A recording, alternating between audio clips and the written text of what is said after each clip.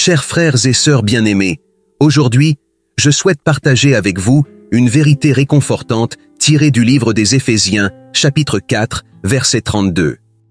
Pour saisir le contexte de ce verset, examinons la lettre aux Éphésiens. L'apôtre Paul l'adresse aux croyants d'Éphèse, une ville marquée par l'idolâtrie et la corruption.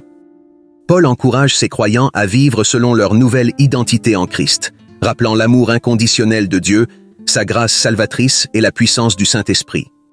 Au chapitre 4, il souligne l'importance de vivre dignement en tant que disciple de Jésus-Christ, invitant à abandonner les anciens comportements et à adopter une nouvelle nature conforme à la justice et sainteté divine.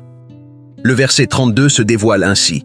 « Soyez bons les uns envers les autres, compatissants, vous pardonnant réciproquement, comme Dieu vous a pardonné en Christ. » Ce passage rappelle l'impératif d'exprimer l'amour et la grâce de Dieu dans nos interactions. Paul nous exhorte à la bonté, à la compassion et au pardon mutuel, à l'image du pardon divin en Christ. Chers amis, saisissons la portée de ce verset dans notre quotidien.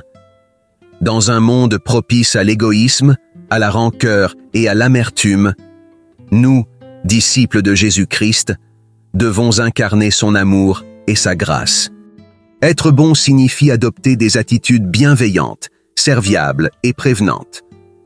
La compassion nous amène à ressentir les souffrances d'autrui, à être miséricordieux, compréhensif et soutenant.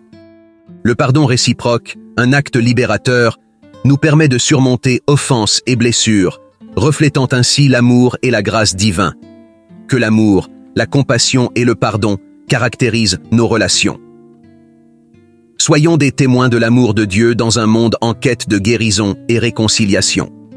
Dans Colossiens chapitre 3 verset 13, Paul écrit « Supportez-vous les uns les autres, et si l'un a sujet de se plaindre de l'autre, pardonnez-vous réciproquement. Comme Christ vous a pardonné, pardonnez-vous aussi. » Ce verset met l'accent sur la patience et la tolérance dans nos relations, nous incitant à pardonner comme Christ nous a pardonné.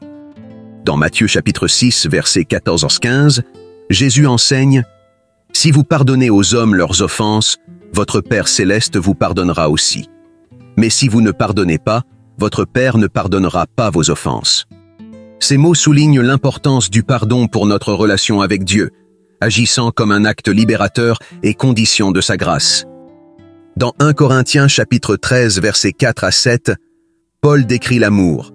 « L'amour est patient, plein de bonté, il n'envie pas, ne se vante pas, n'est pas orgueilleux, ne fait rien de malhonnête, ne cherche pas son intérêt, ne s'irrite pas, ne soupçonne pas le mal, se réjouit de la vérité.